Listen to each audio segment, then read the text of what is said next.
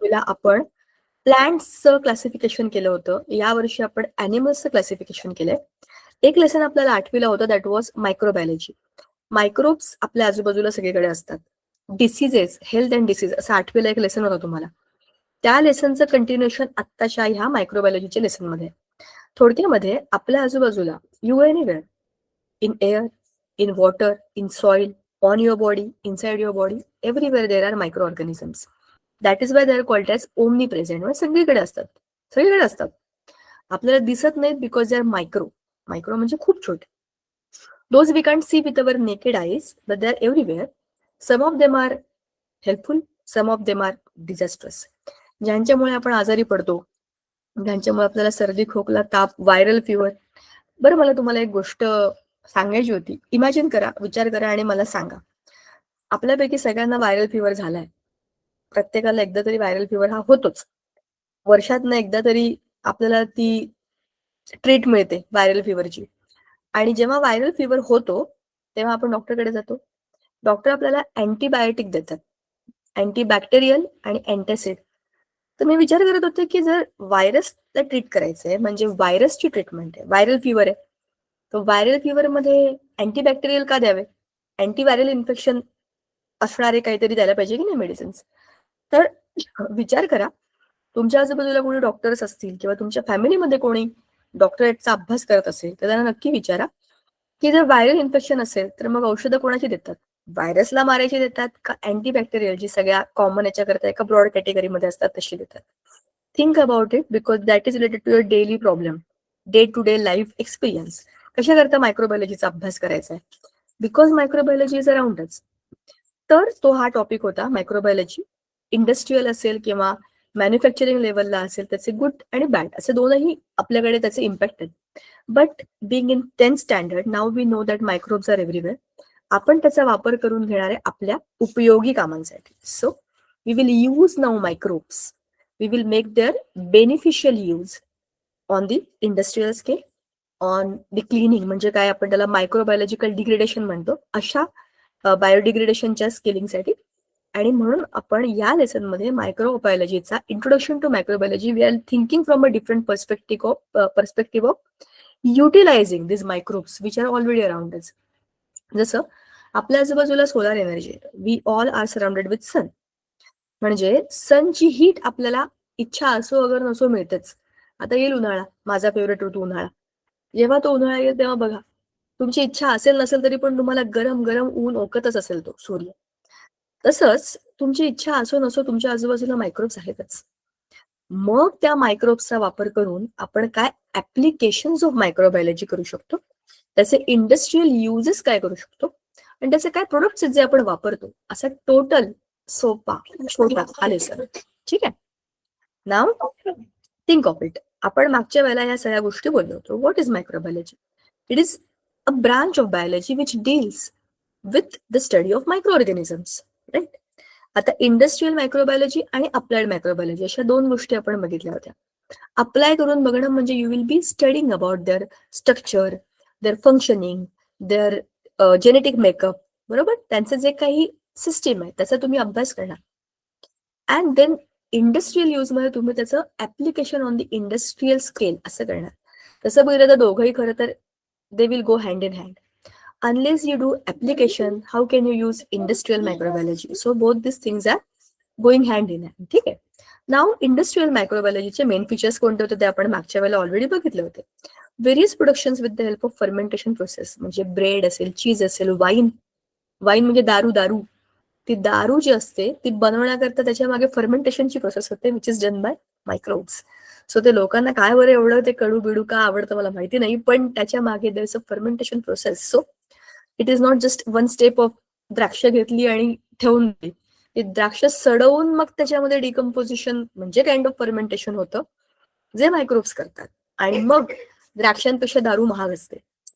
That is because of the fermentation process. तर ती chemical process आहे which is done by microbes. ते पटपट बंद होत आहे. आरो.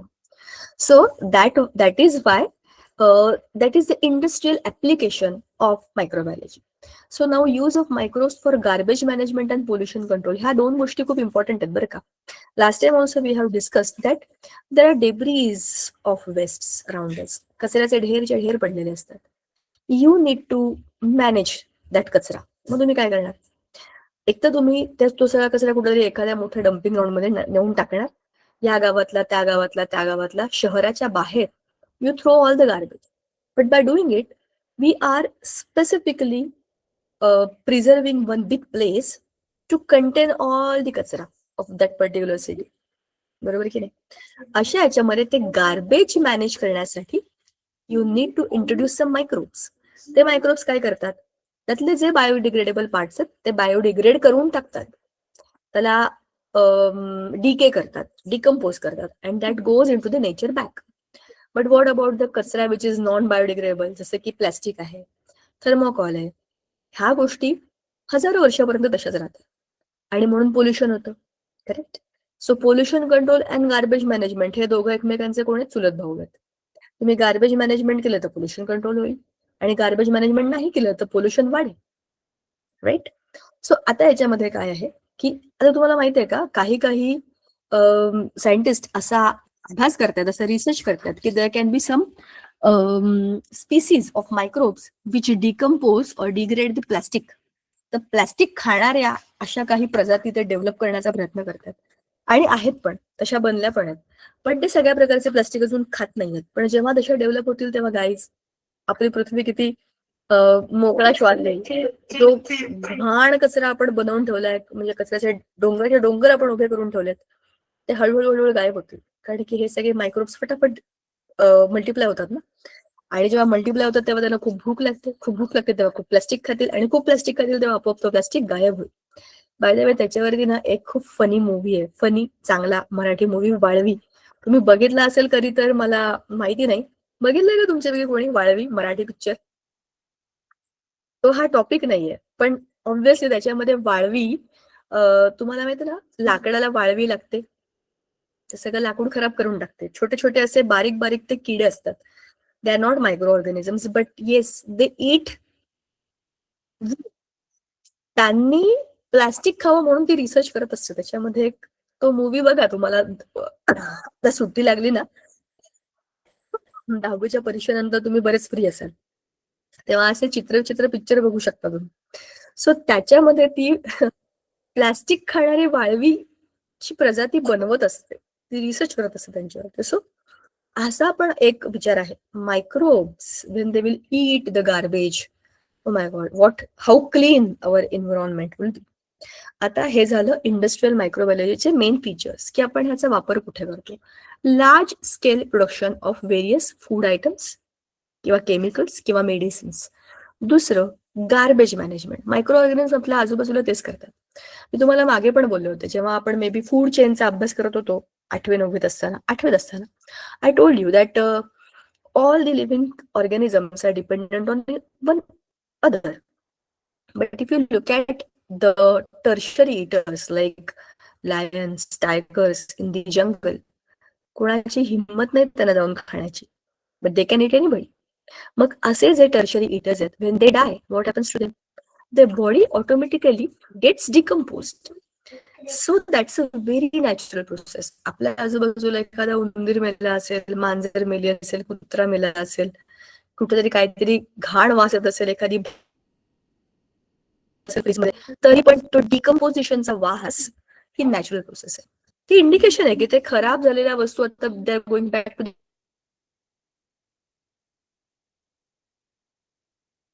The nature, but in the original. ठीक आहे, तर डे आपण मोठं what we can say is their essence. मोठ्या प्रमाणामध्ये डेअरी प्रोडक्ट्स बनवू शकतो आपण, कारण की आपण मोठ्या प्रमाणामध्ये मायक्रोब्स वापरतो. कोणते कोणते मायक्रोब्स आता ह्या लेसन मध्ये इम्पॉर्टंट आहे, त्यांची नाव लॅक्टोबॅसिलस,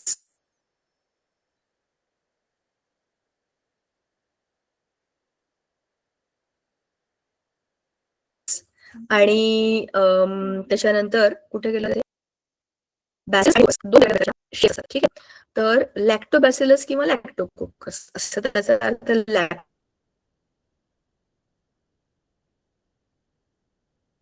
लॅक्टोज शुगर मिल्क मध्ये असते म्हणून त्याच्यामध्ये असलेले जे कोणते तरी मायक्रो ऑर्गॅनिम्स ते लॅक्टोबॅसिल आहे. ठीक आहे.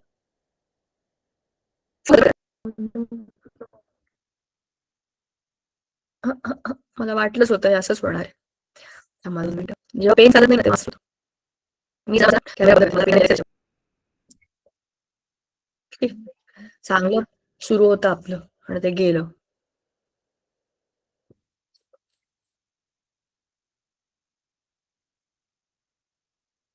हा, तर सांगायचा मुद्दा असा आहे की जेव्हा दुधाचं दही होतं तेव्हा काय होतं, आपल्याला सगळ्यांना माहिती आहे की दूध गोड आहे. दुधामध्ये लॅक्टोज शुगर असते. त्या शुगरचं जेव्हा लॅक्टिक ऍसिड होतं तेव्हा काय होतं, शुगर टू ऍसिड हे कन्व्हर्जन होतं, बरोबर. आणि ते कोण करतं, त्याच्यामध्ये असलेले microbes.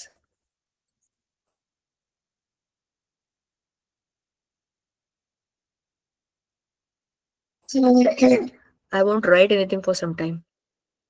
Otherwise it will go.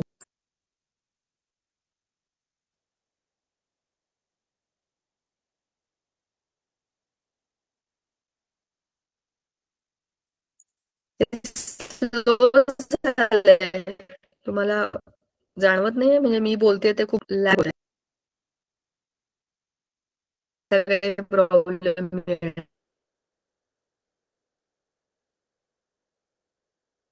नाही. कॅमेरा तर बंद केलाय मी. फास्ट व्हावं एवढी एकच इच्छा नाही.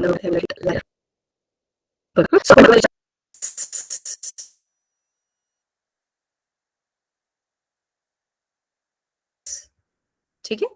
हे दुधामध्ये असलेले जे काही बॅसिलस आहेत, बॅसिलस लॅक्टोबॅसिल आहे. Bacillus is singular. बॅसिलस काय करतात आपल्या आणि हे जास्त दिवस टिकावं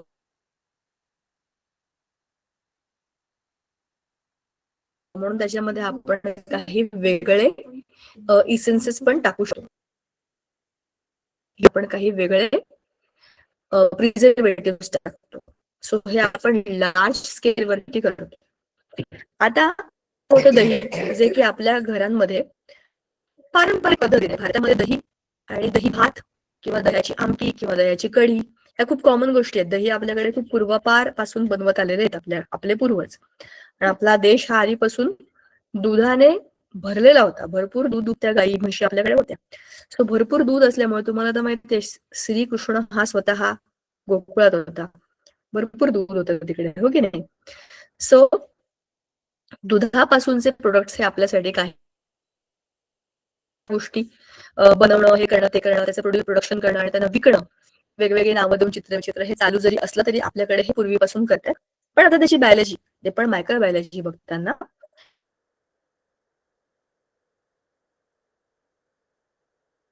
योगर्ट मध्ये काय असतं, योगर्ट म्हणजे काय असतं, तेच असतं, दहीच असतं, फक्त त्याच्यामध्ये आपण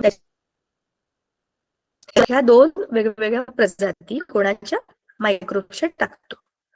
त्याच्यामुळे हे दह्यापेक्षा किंचित वेगळं टेस्ट करतं आणि थोडस घट्ट असतं. काय योगर्ट म्हणजे दही नाही. दह्यामध्ये आपले लॅक्टोबॅसिलस असतात. योगर्ट मध्ये दोन वेगवेगळे 1:1 रेशो मध्ये मायक्रोब्स असतात. आणि दोन मायक्रोब्स कोण आहेत, बॅक्टेरिया आहेत. आणि हे गुड बॅक्टेरिया आहेत. ठीक आहे. आता acetaldehyde like compound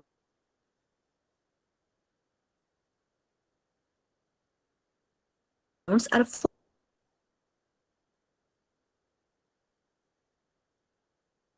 formed due to lactobacilli. असतात. म्हणजे आपण दही कसं नुसतंच दही खातो की नाही, तसं त्या दह्याला फ्लेवर, जसं तुम्ही आईस्क्रीम खाता, आईस्क्रीम मध्ये स्ट्रॉबेरी आहे, चॉकलेट आहे, बनाना आहे, चिकू आहे, भरपूर काय काही आहे. तसंच आता योगर्ट नावाने आपण जे दही घेतो त्याच्यामध्ये पण वेगवेगळे फ्लेवर आहेत.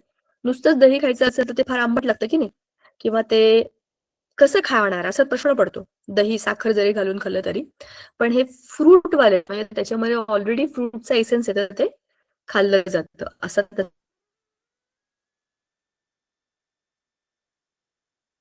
त्याचा एक विचार आहे. आणि प्रोबायोटिक या शब्दाचा अर्थ आहे जे आपल्या पोटामध्ये जातात आणि आपल्या पोटामधल्या गुड बॅक्टेरियाला हेल्प करतात to grow and nurture our digestive system. आपण जन्माला आल्यापासून मरेपर्यंत ना काहीतरी खातच असतो. जसे आपण श्वास घेत असतो, जसं आपल्या हार्टमुळे आपल्या ब्लडचं पंपिंग सुरू असतं, जसं आपल्या बॉडीमध्ये एक्सक्रिटरी सिस्टीम सुरू असते, त्याचबरोबर सायमल्टेनियसली आपली डायजेस्टिव्ह सिस्टीम तर अनंत काळ चालूच असते. आता ह्या डायजेस्टिव्ह सिस्टीम मध्ये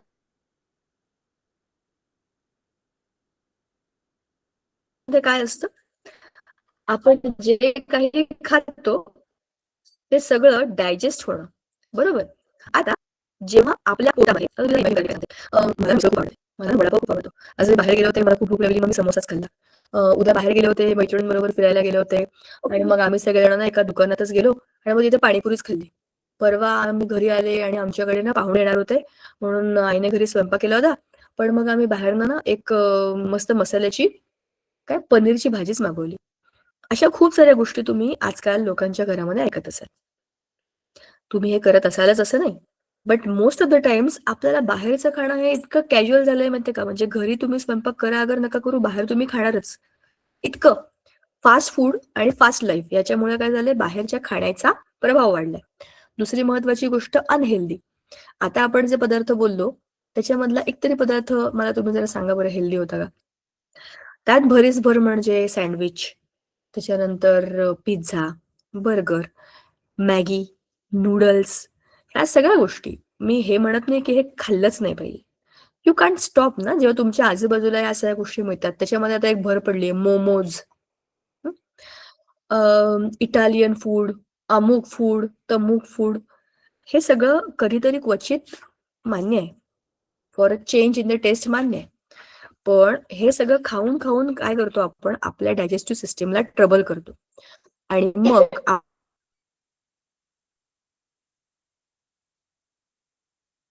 आपल्या इंटेस्टाईन जे काही आपल्या पोटामध्ये खूप सारे बॅक्टेरिया आहेत जे आपलं डायजेशन होण्याकरता मदत करतात. ते तिथे राहून आपल्या डायजेस्टिव्ह ट्रॅकमध्ये राहून आपल्याला डायजेशन करण्याकरता मदत करतात. पण हे असं काय काय काय काय काय काय खाऊन आपण त्या सगळ्यांना मारून टाकतो, वीक करतो, त्रास देतो. जर तुम्हाला डायजेस्ट काय बरं, एखादी गोष्ट डायजेस्ट होण्याकरता त्रास होत असेल, ऍसिडिटी होत असेल, रिपिटेटिव्हली मळमळ होणं, ढेकर येणं, गॅसेस होणं, ह्या सगळ्याचा अर्थ काय की डायजेशन इज नॉट प्रॉपर. मग तुम्ही औषधं घ्या, गोळ्या घ्या, अमुक घ्या, तमुक घ्या, सगळं ठीक आहे. पण you need to repair your system. त्याच्याकरता प्रोबायोटिक घेतले जातात. प्रोबायोटिक आपल्या ह्या इंटेस्टाईन मधल्या सगळ्या गुड बॅक्टेरियाला शक्ती देतात आणि बॅड बॅक्टेरियाला मारून टाकतात. बरोबर की नाही? म्हणून प्रोबायोटिकचं महत्व आहे आणि म्हणूनच आपल्या जेवणामध्ये दही हे फार महत्वाचं आहे. दही भात तुम्ही खाता की नाही मला माहित नाही, पण एक अतिशय इम्पॉर्टंट फूड प्रोडक्ट आहे. आणि if you go to South India, you trust me, ते दुपारी पण दही भात खातात, ते रात्री पण दही भात खाऊ शकतात. दे इट लेमन राईस, अमुक राईस, तमुक राईस, धमुक rice, but every day they must eat curd rice असतंच त्यांच्याकडे आणि ते दही व्यवस्थित प्रमाणामध्ये खातात. सो प्रोबायोटिक हे त्यांच्या बॉडीमध्ये आपोआप जातं. ते आपल्याकडे आपण पाचक ताक म्हणून घेतो बघा, मठ्ठा घेतो, मसाला ताक घेतो. सो हे तेच प्रोबायोटिक आहेत जे आपल्या बॉडीला मदत करतात. ठीक आहे. बटर आपण बोललो होतो, स्वीट क्रीम आणि कल्चर्ड अशा 2 पद्धतीचं आपण बनवू शकतो. चीज, आपण चीज पण बोललो होतो. चीजचे स्लायसेस कशा कशात टाकून लोक ते utterly butterly, I love you Amul, बघितले का तुम्ही? अमूलची ऍड, ती एक मस्त मुलगी आहे कार्टून त्याच्यातली ती की ते तुम्ही लोक जरा माईक ऑन करून मध्ये मध्ये बोला ना. मला असं वाटतंय मी स्वतःशीच बोलतेय. आहात ना का झोपलाय? अभिषेक आहेत ना, बोला की. ती अमूलची ऍड पाहिली आहे का तुम्ही? छोटी मुलगी ती अट्टरली बट्टरली, मस्त आहे ना. तिच्या हातामध्ये असंच असतं बटर. हो मॅम. आणि ती क्रिकेटची मॅच झाली की ती क्रिकेटचे स्टंप बिम सगळं घेऊन तिकडे अशी उभी असते आणि अशा हातामध्ये बटर खात असते. So dairy products are good, they give you proteins, बरोबर. आणि बॉडी बनवण्याकरता म्हणजे to make up the body, to build your body, you need to have good amount of proteins. जे स्पोर्ट्समध्ये आहेत किंवा त्यांना खूप कष्टाचं काम करायचंय किंवा जे ग्रोईंग एजमध्ये, द स्टुडंट्स लाईक यू, म्हणजे एक आपण आता त्याला ॲडोलसन्स म्हणतोय की नाही, त्या एजमध्ये. तर आपल्या बॉडीला आता डेव्हलपमेंटसाठी, ग्रो होण्यासाठी चांगल्या हेल्दी आणि क्वालिटी प्रोटीन्सची गरज आहे. तर ते आपल्याला ऑलरेडी फूड प्रोडक्ट्स मधनं, ते पण मिल्क प्रोडक्ट्स मधनं मिळतं. ठीक आहे ना. आता आपण बघितलं होतं आपल्या या चीज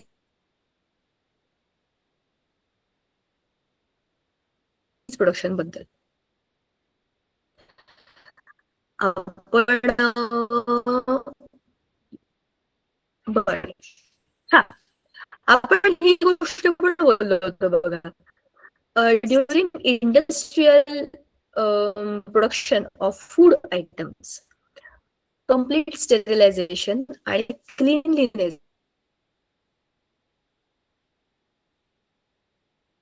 या 2 गोष्टी खूप मॅन्डेटरी असतात. का बरं? तुम्ही जे काही बनवाल त्याच्यामध्ये थोडा जरी, एवढासा जरी एखाद्या मायक्रोबचा, एखाद्या बॅड बॅक्टेरियाचा शिरकाव झाला ना, तर that will ruin your entire food quality. सगळं फूड खराब करून टाकेल. So for that you need to keep it very clean and sterile. Sterile शब्दाचा अर्थ आहे की त्याला स्टेरलाइज करून ठेवणं. तुम्ही कधी डॉक्टरांकडे गेलाय का ऑपरेशन थिएटरमध्ये किंवा कुठे? ते सगळे ना गरम पाण्यामध्ये उकळलेले असतात. त्यांचे सगळे जे इन्स्ट्रुमेंट्स असतात ना, जरी स्टीलचे असतील किंवा कशाचे असतील, तरी पण they are boiled in the hot water. ते सगळे इन्स्ट्रुमेंट्स ऑपरेशन झाल्यानंतर किंवा काही कोणाला लागलंय, टाके बिके घातले, जे काही असेल, त्या सगळ्या प्रोसिजर नंतर त्याला गरम पाण्यामध्ये उकळतात आणि मग ते परत रियूज करतात. त्याला म्हणतात स्टेरिलायझेशन. सगळ्याच्या सगळ्या तुम्हाला माहिती आहे ना, दुधाचे तुमच्यापैकी कोणाच्या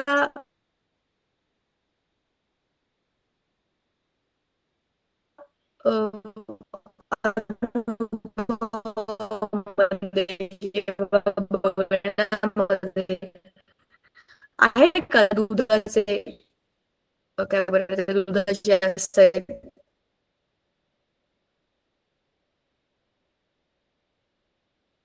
टँकर असं तिकडून नेतात किंवा दुधाचं कोणाचा बिझनेस असेल तर तुम्हाला समजेल की मी काय म्हणते.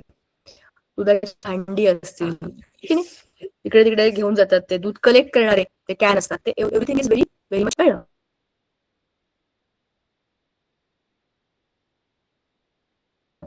Freshly prepared cheese is always soft. आपण हे बोललो होतो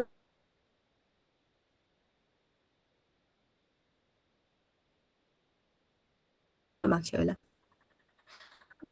फ्रेश फ्रेश चीज कसं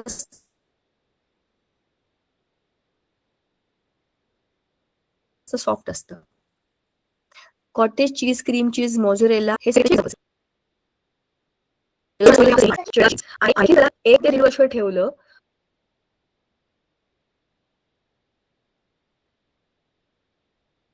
तर ते एकदम हार्ड आणि हे वेगवेगळ्या गोष्टींकरता वापरतात. कधी पिझ्झा टॉपिंग, कधी कशात त्याचा वापर केला जातो.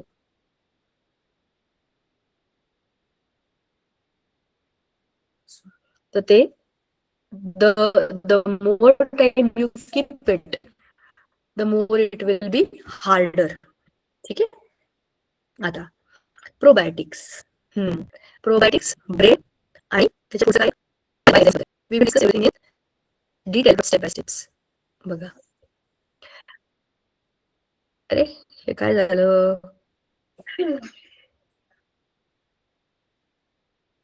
मध्येच एवढं हँग होतं ना, एकदम फास्ट होतं.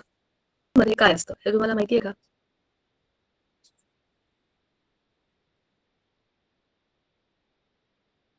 बोलूयात आपण त्याच्याबद्दल बोलूया. मी तुम्हाला मगाशी जे प्रोबायोटिक्स सांगितले की नाही, दही, याकुल्ट, ताक, याच्याबद्दल आपल्याला एक पॅराग्राफ दिलेला प्रोबायोटिक्स. तो एकदा समजून घ्या. तुम्हाला ऍक्टिव्ह बॅक्टेरिया म्हणजे मिल्कचे प्रोडक्ट आहेत, पण त्याच्यामध्ये ऍक्टिव्ह बॅक्टेरिया, लाईव्ह जिवंत बॅक्टेरिया आहेत त्याच्यामध्ये, जे डायरेक्ट आपल्या बॉडीमध्ये जातील आणि त्यांचं काम सुरू करतील. जसं तुम्हाला मी एक एक्झाम्पल देते बघा. तुम्ही इडली किंवा डोसा किंवा कोणी हँडल्स केलाय का, किंवा डोसा बनवून असं फ्लॅट करून त्याला भाजून खातो, बरोबर. तर त्याच्यामध्ये असलेले जे काही मायक्रोब्स आहेत ते इलेक्टिव्ह होतात ऑब्व्हियसली बिकॉज ऑफ हीट. पण याच्यामध्ये ते जे काही बॅक्टेरिया आहेत ते ऍक्टिव्ह आहेत. कसं बघा, दुधाचं दही झालं की काय होतं, त्याच्यामध्ये ऑलरेडी लॅक्टोबॅसिलस आहेत ना, लॅक्टोबॅसिलस कारण आपण दह्याबद्दल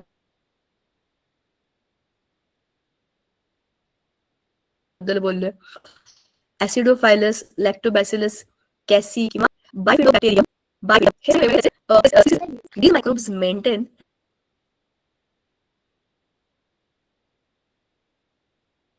the balance of intestinal microorganisms. That is, increase the population of microbes, help in digestion, and decrease the population of harmful bacteria. त्यांना मारून टाकायचं आणि गुड बॅक्टेरियांना शक्ती द्यायची. हे काम कोण करतं? आपले प्रोबायोटिक करतात. Probiotic products are available in various forms like yoghurt, kefir, नंतर पिकल ऑफ कॅबेज, त्याला काय म्हणतात?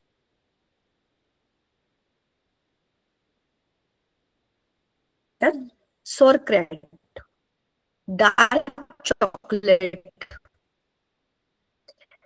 मिसो soup, pickles, oils, corn syrup, artificial sweeteners, micro algae म्हणजे सी फूड स्पिरुलिना, कॉलेरा किंवा ब्ल्यू ग्रीन अल्गे ह्यांना टाकून केलेलं जेवण, पण ते कच्चं कच्चं.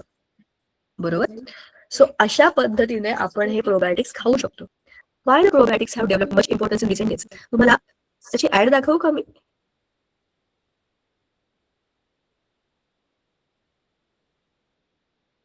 Weight, I will show you. आता ती तर युट्यूबची ऍड आहे आणि ती कोणी बघू शकतं. But I want to show you that की याकुल्ट हे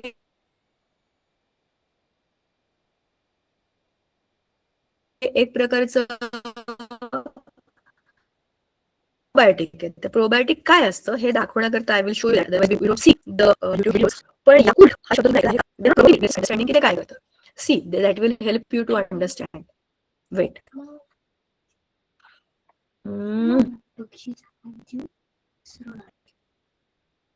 बद्दल एवढे जागरूक का झाले? कारण की आता आपल्याला समजलंय. दुसरं, आताची आपली लाईफस्टाईल ही खूप बदललेली आहे. पूर्वीच्या काळी प्रत्येक घरामध्ये दूध आणि दही हे असायचंच. घरच्या घरी तूप बनायचं. अजूनही आपल्याकडे गावांमध्ये खूप घरांमध्ये हे खूप रेग्युलर सिस्टीम आहे. पण जिकडे शहरामध्ये किंवा खूप धावपळीच्या आयुष्यामध्ये हे काहीच वेळेवर होत नाही. दूधच आज आणलेलं दूध उद्या रात्रीपर्यंत तसंच असतं. तर दुधाचं दही कोण बनवेल? त्याच्यापेक्षा दही रेडीमेड खाल्लं जातं आणि ते जास्त टिकतं पण. But I will show you.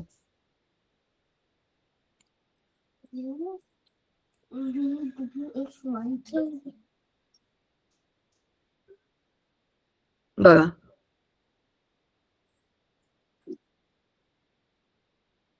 आवाज येतोय का मला सांगा? थांबा. येस मॅम, येतो. येत होता तुम्हाला आवाज? हो. थांबा. मी फक्त व्हिडिओ शेअर करते, मग तुम्हाला बरोबर दिसेल.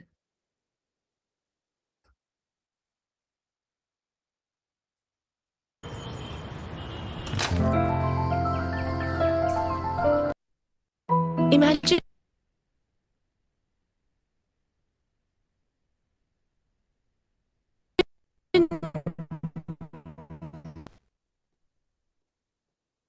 आपका 70 तो आप समय का ज्यादा ख्याल रखोगे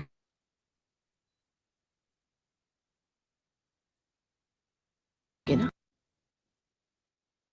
फिर अपनी इंटेस्टाइन कुछ बुरे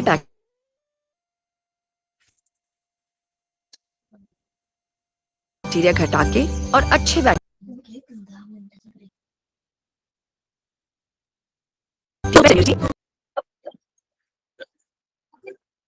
ओके ओके ओके. जेवढं कळलं तेवढं कळलं. आपल्याला त्याच्यातलं ते इम्पॉर्टंट होतं. ते मायक्रोब्स कसे दिसतात ते दाखवलं होतं, ते जास्त इम्पॉर्टंट होतं. सो पर्पजली तुम्हाला ती ऍड का दाखवली? ती खूप फेमस ऍड आहे. अशा आणखीन ऍड पण तुम्हाला दिसतील. त्याच्यामुळे तुम्हाला प्रोबायोटिक बद्दल जास्त चांगलं समजेल. हे तेच प्रोबायोटिक आहेत. Yakult is a product of probiotic. ठीक आहे. समजलं ना प्रोबायोटिकचं काम काय असतं? गुड बॅक्टेरियांना चांगलं ठेवणं, बॅड बॅक्टेरियांना मारून टाकणं. ठीक आहे. Useful microbes become inactive due to antibiotics. Probiotics make them active again. बरं, आता आपल्याला जेव्हा बरं नसतं, आपल्याला खूप सारी गोळ्या औषधं डॉक्टर देतात. Doctors always want to help us. त्यांना काय आपल्याला आणखीन आजारी पडायचं नसतं. But you look at the medicines that you take when you are ill. You ask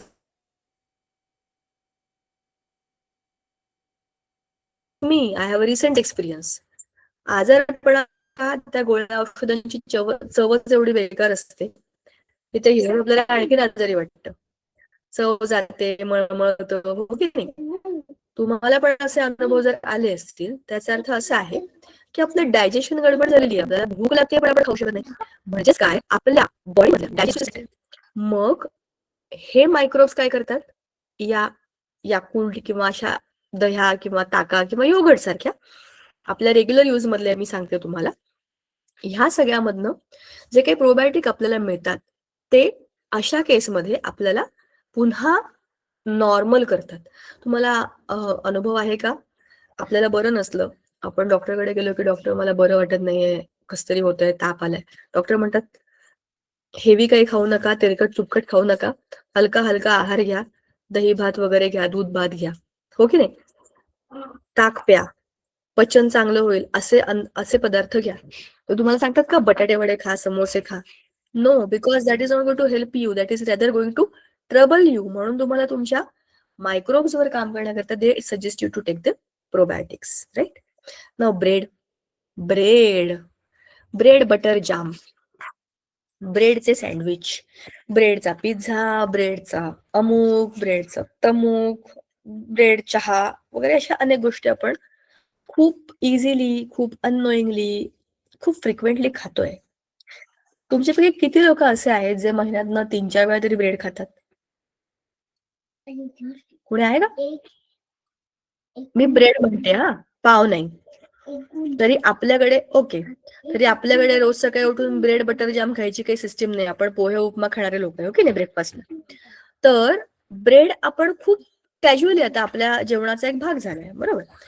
किंवा ते काय ऑमलेट मध्ये ब्रेड बीट टाकून किंवा ब्रेड मध्ये ऑमलेट टाकून, मला माहित नाही ते कसं खातात, पण असं काहीतरी ते आहे ना, ब्रेड ऑमलेट, अशी पण एक रेसिपी असते. So as a food we eat it, पण हे बनतं कसं?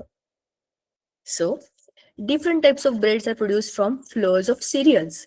तुम्हाला माहिती असेल व्हीटचा ब्रेड किंवा मैद्याचा ब्रेड, हा, अशा वेगवेगळ्या हेल्दी अनहेल्दी कॅटेगरी मधले पण ब्रेड मिळतात. मग हे कसं बनवायचं? ज्या पदार्थाचा आपल्याला ब्रेड बनवायचा, समजा मला गव्हाचा ब्रेड बनवायचा, तर त्याच्यासाठी मला काय लागेल? गव्हाचं पीठ. तर त्याचा मला काय बनवावं लागेल? गोळा.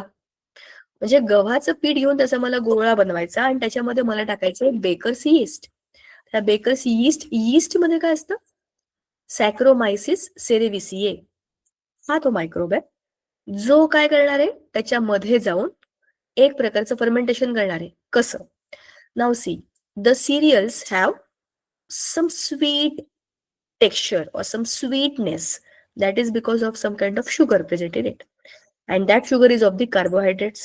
माहितीये तुम्हाला सगळ्या बाजरी, गहू, ज्वारी, मका या सगळ्या बियांची पिठं ही गोडसर लागतात कारण त्यांच्यामध्ये कार्बोहायड्रेट्स आहेत. हे आपण 5वीतच शिकलोय की दिस chapati, roti, bhakri are the good sources of carbohydrates.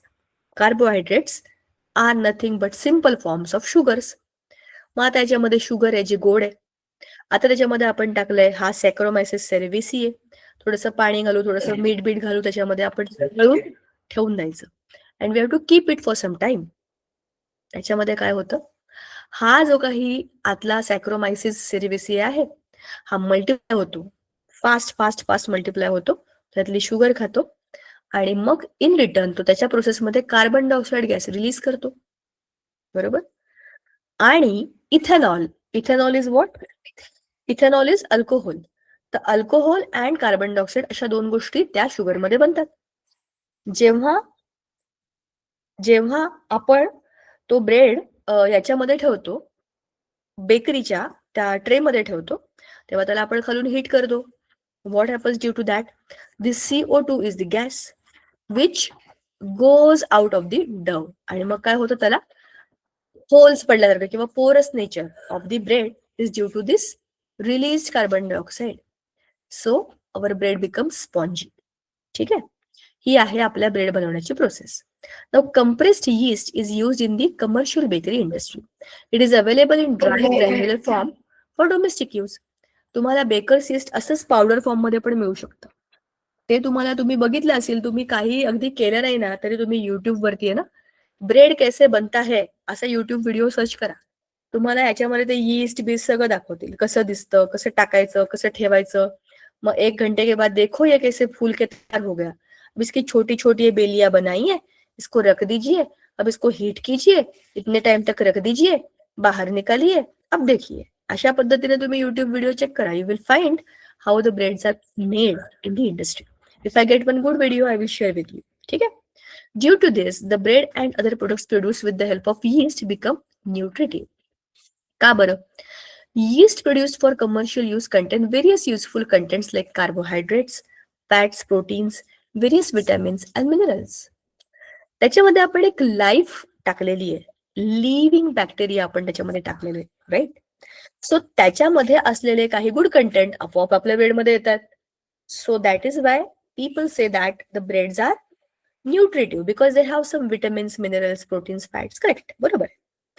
पोळीसाठी replacement म्हणूनही आपल्याकडे ब्रेड वापरतात. So that is important. आपल्याकडे मैदा खाण्याची पद्धत नाहीये. Indian societies do not prefer to have maida in their food. आपण नाही म्हणतो त्याला, but in other countries it is very very very casual thing to use it. बरोबर. त्यांच्याकडे गव्हाचं पीठ, बाजरीचं, मक्याचं एवढे ऑप्शन पण नाही आहेत. So they it only with that what ever is available. म्हणून तर त्यांच्याकडे जेवणाबरोबर कोल्ड्रिंक पितात. ते पसलं पण तर पाहिजे. आपल्याला तो प्रॉब्लेम नाहीये. आपण मस्तपैकी बाजरीची भाकरी, ज्वारीची भाकरी हे खातो, कारण की ते डायरेक्ट झाडापासून आलेलं असतं. बरोबर, ग्रेन्स पासून. मैदा कसा बनतो ते पण चेक करा. ठीक आहे. Now ingredients like vinegar, soya sauce and monosodium glutamate म्हणजे Ajinomoto that are used in presently popular Chinese food are produced by microbiological fermentation. हे चायनीज प्रोडक्ट्स एवढे टेस्टी का असतात माहितीये का तुम्हाला? जे चायनीज सॉसेस असतात ते वेगळे बनवले जातात. ते टाकल्यानंतर त्या साध्यात ऍक्च्युली ती साधी बिर्याणी आहे. तांदूळ, त्याच्यामध्ये कांद्याची पात, थोडा लसूण, थोडा अद्रक, थोडी कोबी तेलामध्ये परतून आपण जसा फोडणीचा भात करतो की नाही तसंच बनतं. पण तुम्ही त्याच्यामध्ये सोया सॉस टाका, त्याच्यामध्ये ग्रीन चिली, त्याच्यामध्ये रेड चिली, चायनीज सॉस हे सगळे टाका आणि then you see how the taste differs there. Why differs? कारण की ते सॉसेस बनवताना तुम्ही त्याची पण युट्यूब रेसिपी बघा. आता तुम्ही म्हणाल काय आम्हाला स्वयंपाकाला लावतात की काय या, but guys you should know ह्या गोष्टी कशा बनतात. त्याला ते मिरची बिरची असं भिजवून ठेवतात पाण्यामध्ये, मग नंतर थोडा वेळ त्याला काढतात, मग त्याला रात्रभर ठेवतात. अशी काही काही प्रोसिजर आहे त्याची ते बनवण्याची. म्हणून तर त्या सॉसेसना एक वेगळी टेस्ट असते. आपला टोमॅटो केचप आणि चायनीजचा सॉस याच्यामध्ये फरक काय? There is some kind of chemical difference that is by fermentation. Now next is vinegar. Vinegar बऱ्याच घरांमध्ये वापरतात. कोणाच्या घरी आहे का vinegar? You can tell me if you have it. By the way I don't have it. Cooking is not that much of my hobby. तर ह्या सगळ्या गोष्टी माझ्याकडे नाही आहेत, but I know how they are. पण जेव्हा केव्हा एखादा नवा एक्सपेरिमेंट करायचा असतो तेव्हा I think of all the ingredients काय आहेत. सो असं नाहीये की मी कुकिंग करत नाही, मी करते. मी खूप एक्सपेरिमेंट करते कुकिंगमध्ये. मी घरी पाणीपुरी पण बनवली आहे आणि समोसे आणि बटाटे वडे तर खूपच कॉमन, म्हणजे खूपच सिम्पल गोष्ट आहे. सँडविचेस, ब्रेड, पिझ्झा, तुम्हाला जे सगळं सांगितलं ना मी, ते सगळे मेनू मी घरी बनवले. सो मला माहितीये की ते बनवताना आपण काय काय गोष्टी वापरू शकतो. म्हणूनच विनेगर हे त्या घरांमध्ये वापरतात ज्याच्यामध्ये काही सॉसेस किंवा लोणची बिणची बनवून कमर्शियली विकतात.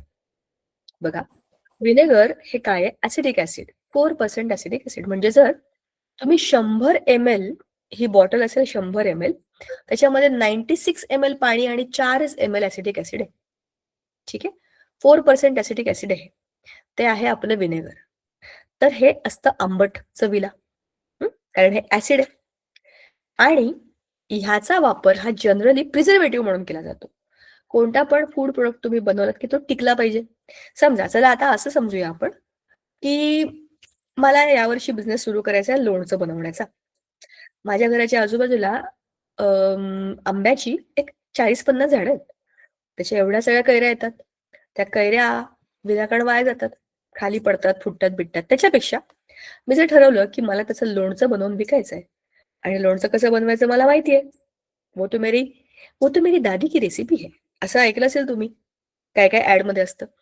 तर तशी मला आता ती रेसिपी वापरून एवढ्या सगळ्या 40-50 झाडांच्या सगळ्या कैऱ्या काढून त्याच्यापासून आता मोठ्या लेवलवरती लोणचं बनवण्याचं काम करायचंय. काय करेन मी? त्या कैऱ्या आणेन, धुईन, मस्तपैकी वाळवून बिळवून स्वच्छ करून I will keep them aside, I will cut them.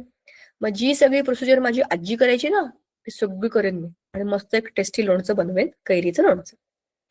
आता लोणचं बनलं, त्याला मी ठेवलं. आता त्याला मला पॅक करायची वेळ आली. आता त्याला पॅक केलं म्हणजे मी काय केलं? त्याला आता मला ते लोणचं वेगवेगळ्या ठिकाणी पॅक करून द्यायचंय. आता कसं करणार? त्या लोणच्याला टिकवलं पाहिजे. एका ठिकाणून दुसरीकडे नेताना कोणाचा हात, पाणी, हो की नाही, खराब वस्तू, मायक्रोब्स याच्यापैकी कुठली पण गोष्ट त्याच्यामध्ये गेली तर सगळं सगळं लोणचं गेलं खड्ड्यात. पण फेकून द्यावं लागेल ना, खराब अन्न आपण ठेवू शकत नाही. मग त्याच्यामध्ये मला ते बनवून झाल्यानंतर some amount of acidic acid टाकावं लागेल. किती टाकायचं, कसं टाकायचं, ह्याच्याकरता मला दुसऱ्या एक्सपर्ट लोकांना भेटावं लागेल जे ऑलरेडी हा बिझनेस करतात. कळलं का तुम्हाला?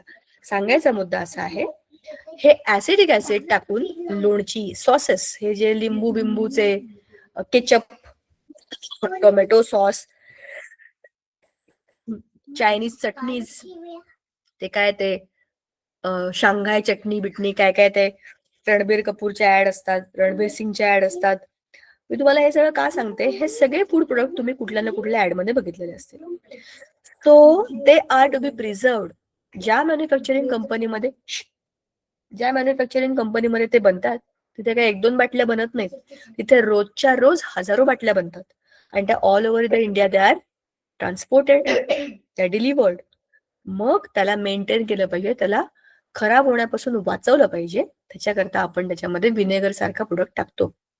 Now, ethanol, an alcohol, is obtained by fermentation of carbon compounds like fruit juices, maple syrup, sugar molasses, starch of the roots with the help of yeast, Saccharomyces cerevisiae.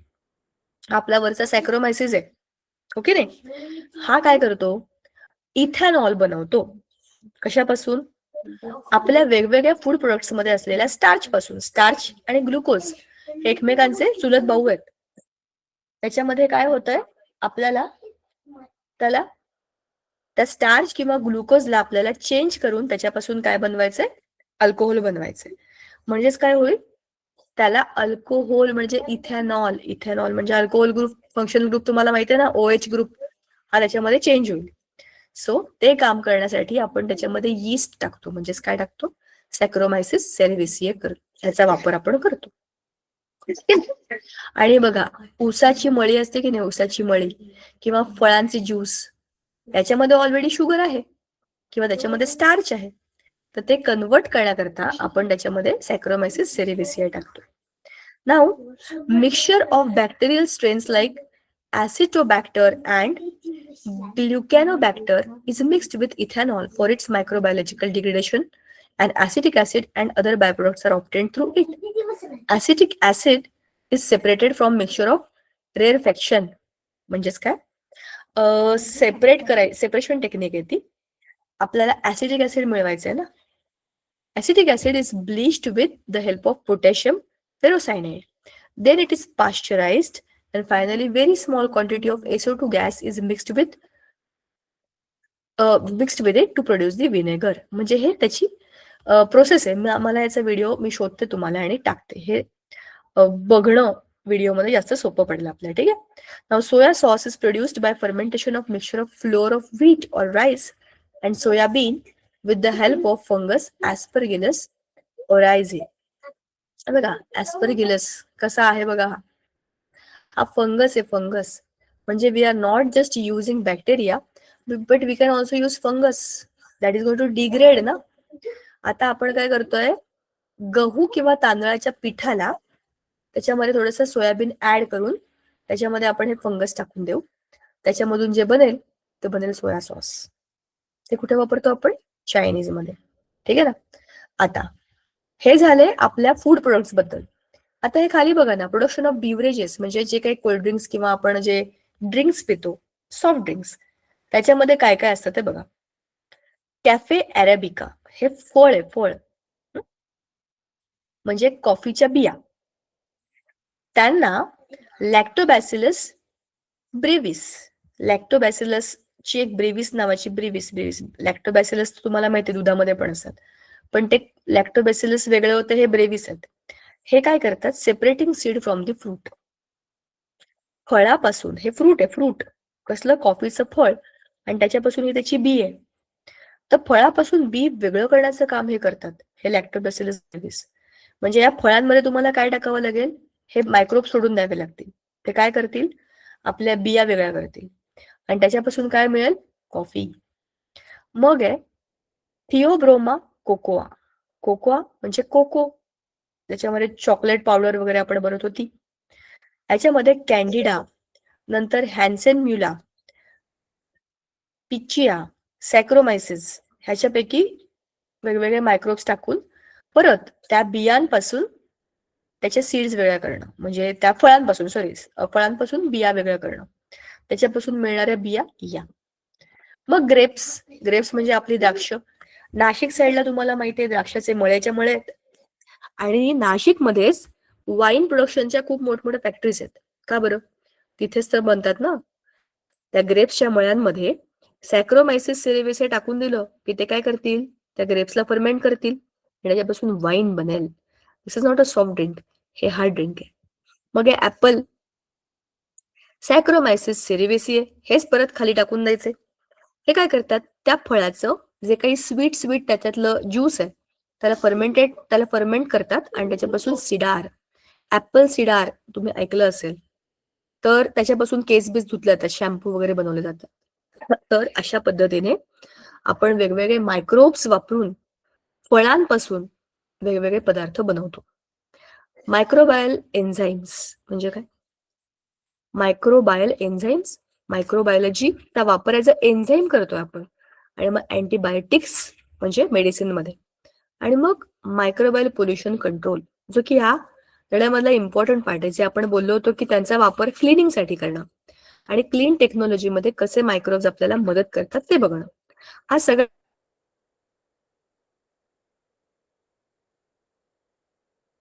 Part आपण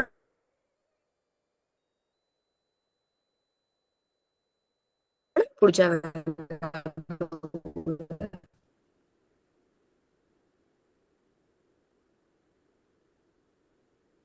I think पुढच्या वेळेला आपला हा धडा संपून जाईल. Almost half of it is done. I mean more of that is done. संपलं, छोटूच धडा.